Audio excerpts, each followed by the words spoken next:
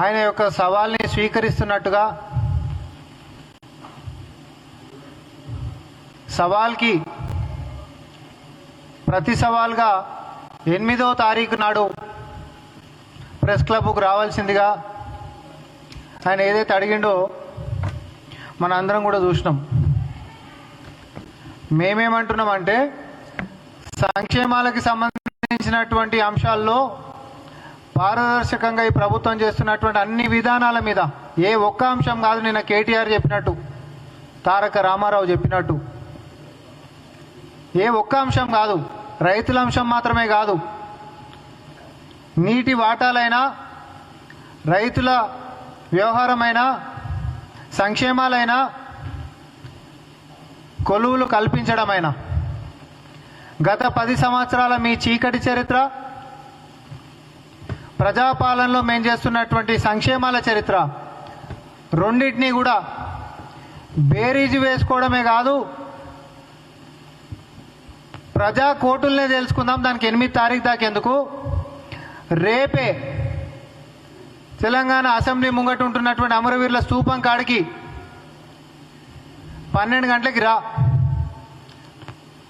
తారక రామారావు గారు పాపం ఆయన గురించి ఆయన ఎక్కువ ఊహించుకుంటున్నాడు. అధికారంలో ఉన్నప్పుడేమో రేవంత్ రెడ్డి గారు అంటే ఆయన ఎవరు అని చెప్పి మాట్లాడినటువంటి తారక రామారావు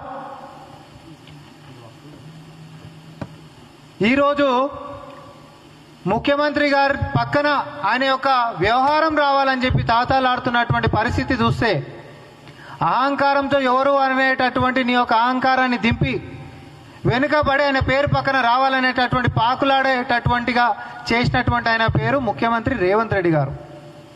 ప్రజల్లో నుంచి వచ్చినటువంటి వ్యక్తి, సొంత శక్తితో ఎదిగినటువంటి వ్యక్తి, నిన్ను కాదు మీ నాయననే తొక్కి ఈరోజు అధికారంలోకి వచ్చినటువంటి వ్యక్తి. ప్రతిపక్షంలోకి పోయినా కేటీఆర్ బుద్ధి అయితే మారతలేదు, అహంకారం అంతకంటే దిగుతలేదు. రైతుల వ్యవహారం ఏం గొప్పకుందని చెప్పి చెప్తామని చెప్పి తయారవుతున్నావు. ఒరేసే ఉరన్నందుక, లేకపోతే బంగారు తెలంగాణ పల్లెంలో పెట్టి మిగులు బడ్జెట్ తోటి ఇస్తే ₹1,00,000 రుణమాఫీ చేసుడు శాతగాని వాళ్ళు ఈరోజు వచ్చేసి రైతు సమస్యల మీద మాట్లాడతారంట. మీ ముఖాలకి ₹1,00,000 ఆ రోజు మీరు ఇచ్చినటువంటిది, ఆ రోజు బంగారు గని లెక్క ఎట్లాంటి అప్పులు లేకుండా ఉంటున్నటువంటి తెలంగాణ, రైతులకి చేయాలనుకుంటే ఆకాశం ఎత్తుగా చేసేటటువంటి అవకాశం ఉంటున్నటువంటి తెలంగాణ, ₹1,00,000 రుణమాఫీ చేసినటువంటి ముఖాలు కాదు మీరు. ఈరోజు రైతు సమస్యల మీద మాట్లాడతామంట.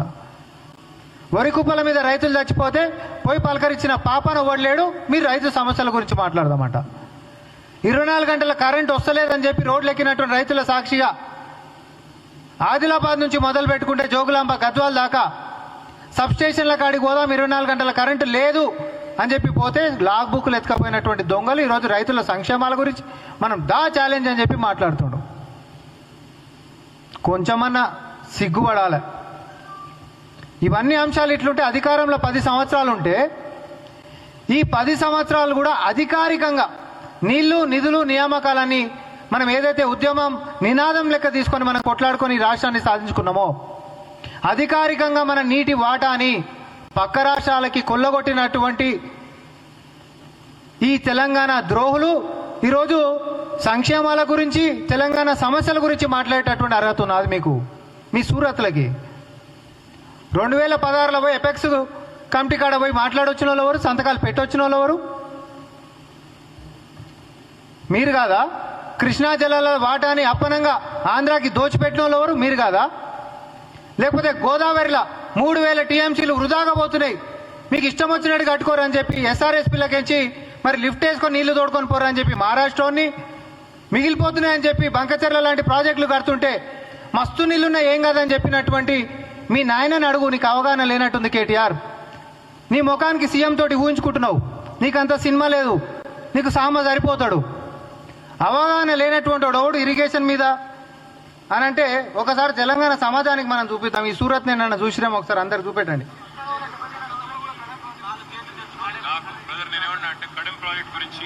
అక్కడ ఉన్న పరిస్థితి గురించి నాకు ప్రత్యక్షంగా అవగాహన లేదు. అవగాహన లేని సబ్జెక్ట్ గురించి నేను మాట్లాడకూడదు. నేను మున్సిపల్ మంత్రిగా అవగాహన లేనోడు ఓడు నువ్వు కాదా? కడెం ప్రాజెక్టుకు సంబంధించినటువంటి అప్పుడు మరమ్మతు గురించి మాట్లాడితే ఎన్నికల కంటే ముంగట ఆ ఇరిగేషన్కి సంబంధించినటువంటి అంశాలు నాకు అవగాహన లేనటువంటివి అని చెప్పిన నువ్వు కాదా?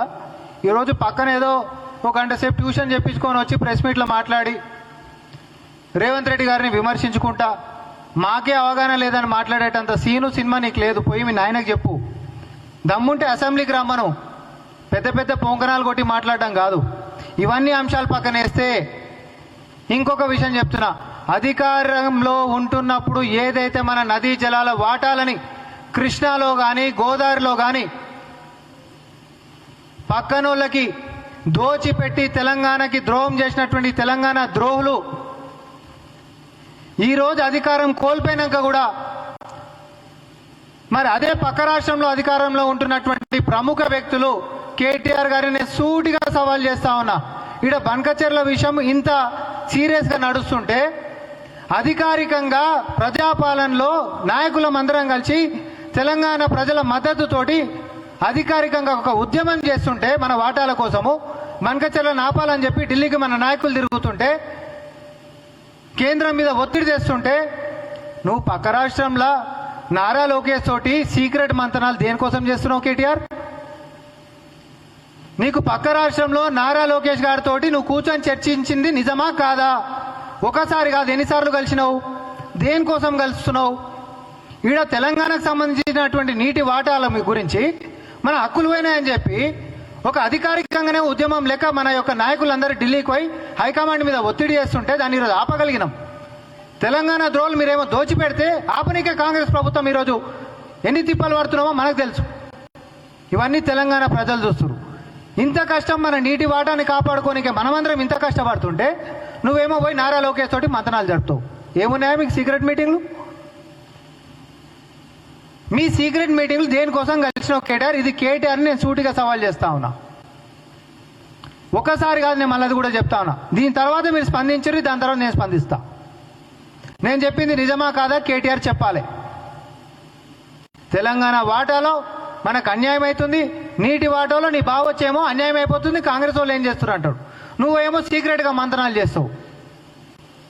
అధికారంలో ఉన్నప్పుడేమో రొయ్యల పులుసులు రాగి సంకట్లు తిని రాయలసీమ రత్నాల సీమ చేస్తామంటావు.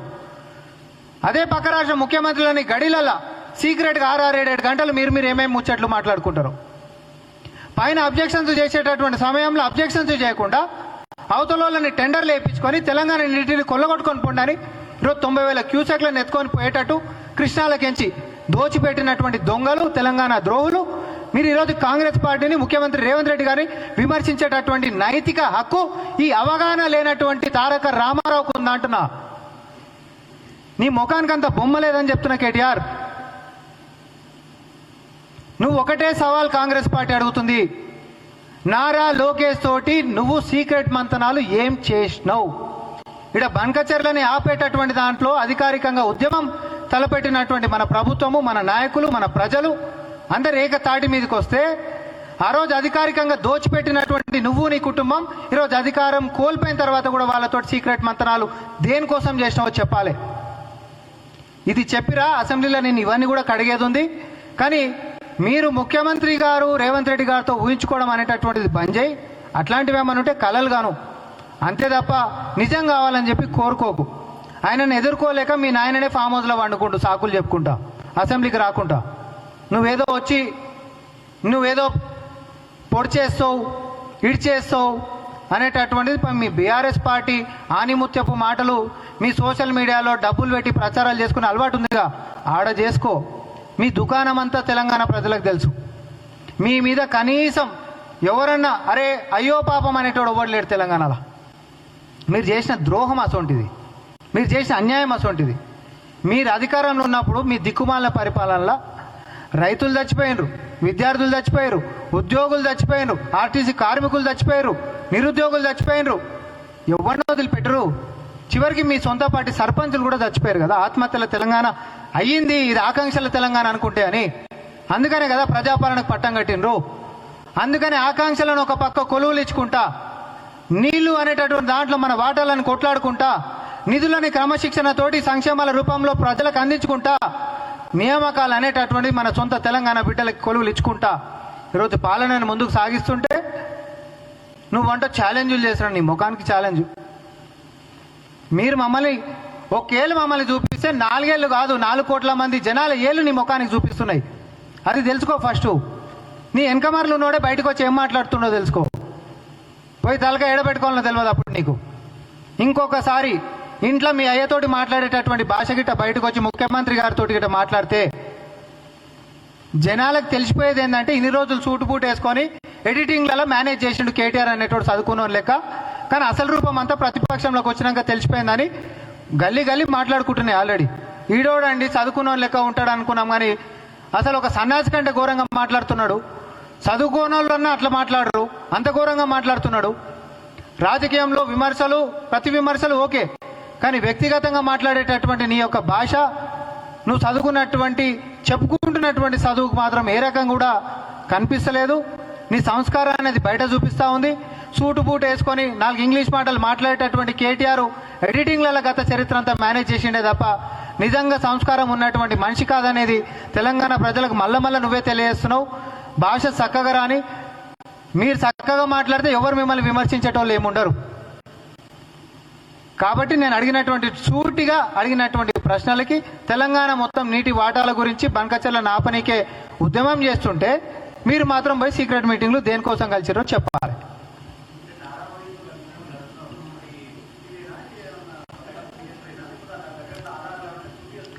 గతంలో కవిత గారి లేఖ గురించి కూడా ఇట్లనే అన్నారు, మీరు ఆధారాలు లేకుండా ఎట్లా మాట్లాడతామని. తర్వాత క్రమేపీ జరిగినటువంటి వాస్తవాలు తెలంగాణ ప్రజలకు తెలిసినాయి. నేను అందుకని అంటున్నా, కేటీఆర్ గారిని సూటిగా అడుగురి. మీరంటే అసలు ఈ మధ్యకాలంలో లోకేష్ని కలిసిర్రా లేదా అని అడుగుండి. Simple question. కలిసినావా లేదా 2 ముచ్చట్లలో చెప్పాలి. కలిసినా కలవలేదు అని అన్నాడు అనుకోండి, మళ్ళీ నేను వస్తా. మీరు నన్ను పిలవాల్సిన అవసరం లేదు, నేనే వస్తా. ఇప్పుడు ఎందుకు చూపిస్తా ఒకటే ఎపిసోడ్లో? దీన్ని కూడా నడవాలి కదా, ఇది కూడా నడవాలి కదా. ఆ రోజే వచ్చి కవిత గారు లేక ఇగోదని నేను చూపించినట్టు అయిపో కదా ఒకటే రోజు సినిమా. మీరు ఎవరు చూపెట్టకనే పోతురు. తర్వాత ఇది నిజమా అబద్ధమా అని వస్తే లేకనే బయటకు వచ్చాయి. ఈరోజు నేను అందుకనే కేటీఆర్ గారితో కూడా అంటా ఉన్నా, తెలంగాణ ఆకాంక్షల్లో భాగంగా మన నీటి వాటాలను కాపాడనీకే అధికారికంగా మన నాయకులు మొత్తం ఒక్కటై ఢిల్లీ మీద యుద్ధం ప్రకటించి ఆడ మన యొక్క వాదనలు వినిపించి పదే ఫిర్యాదులు చేసి ఉత్తమ్ కుమార్ రెడ్డి గారు ఆయన యొక్క శాఖ మాచులు ఆయన ఎన్నిసార్లు తిరిగిండు. ఆయనకి తోడుగా ఈరోజు తెలంగాణ ఆకాంక్షల్ని కాపాడేటటువంటి బాధ్యతతో ముఖ్యమంత్రి రేవంత్ రెడ్డి గారు ఎన్నిసార్లు ఢిల్లీకి తిరిగారు. దాన్ని వంకర టింకర్గా మాట్లాడతారు మళ్ళీ ఈ ద్రోహులు. ఎన్నిసార్లు ఢిల్లీకి తిరుగుతారు అని ఎవరి కోసం తిరిగి ఢిల్లీకి? మీరు చేసిన ద్రోహాన్ని ఆపనీకే, తెలంగాణ వాటా రానికే, చట్ట ప్రకారంగా మన హక్కుల్ని మనం కాపాడుకోనికే ఢిల్లీకి తిరిగారు. మీ లెక్క రాయలసీమకు తిరగలే, మీ లెక్క రాగి సంకట్లు తినలే, మీ లెక్క దోచిపెట్టలే. ఢిల్లీకి తిరిగినాం, తెలంగాణ వాటా కోసం కొట్లాడినాం, అవతలని కడుతున్నటువంటి ప్రాజెక్టులను ఆపుకోగలిగినాం. మన నీటి వాటా మీద ఇప్పటికి కూడా ఉద్యమం కాలే. 10 ఏళ్ళు నువ్వు ఉంటే ఇంకింత దోషపెట్టినటువంటి చీకటి చరిత్ర ఈ మొఖాలకి.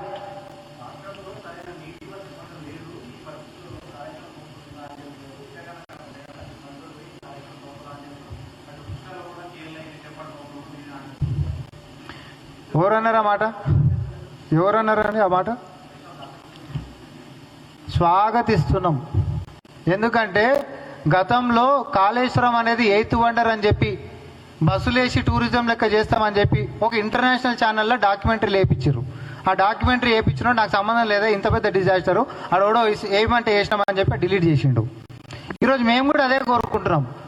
దానికి కావాలంటే మేము పర్సనల్గా కూడా రిక్వెస్ట్ చేసి బస్సులు ప్రభుత్వం నుంచి కూడా వాళ్ళకి సహకరించండి అని చెప్పి మేము చెప్తాం. ఆడికి పోయి పంపులాన్ చేయనీక ప్రజలను ముంగట నొక్కుతాడు కదా, అప్పుడు ఎడమ షోవుని తిప్పి హరీష్ రావుని వంగబెట్టి 4 గుద్ది నీళ్ళే లేని కాడ పంపులాన్ చేస్తే ఏవి తోడతారా అని చెప్పని అడగరా? మేడిగడ్డ గేట్లే ఓపెన్ ఉన్నప్పుడు నీకు నీళ్ళే లేనప్పుడు ఏవి తోడతారాడా? కొంచెమైనా బుర్రుందా? గేట్లు ఓపెన్ ఉన్నాయా బంద్ చేసి ఉన్నాయా? నీళ్ళు ఆగేటటువంటి ఆస్కారం ఉందా కనీసమాడ? చేయాలి. మాటలకు పరిమితం కావద్దు హరీష్ రావు గారు, మీరు ఈ పని చేయాలి.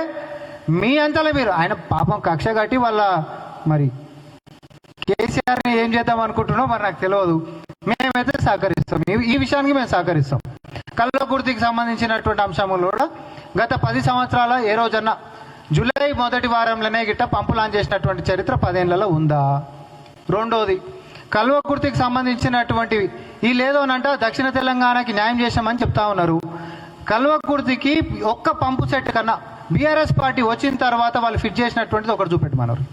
కాంగ్రెస్ పార్టీ పూర్తి చేసినటువంటి ప్రాజెక్టుని మేమని చెప్పుకోనికే సిగ్గులేదా మీకు? భీమా, కోయిలసాగర్, నెట్టంపాడు ఇవన్నీ ప్రాజెక్టులు 70-80% అయిపోయినటువంటి ప్రాజెక్టులనేమో అట్లనే పడావు వీటిని 10 ఏళ్ళ కనీసం పూర్తి కాలే.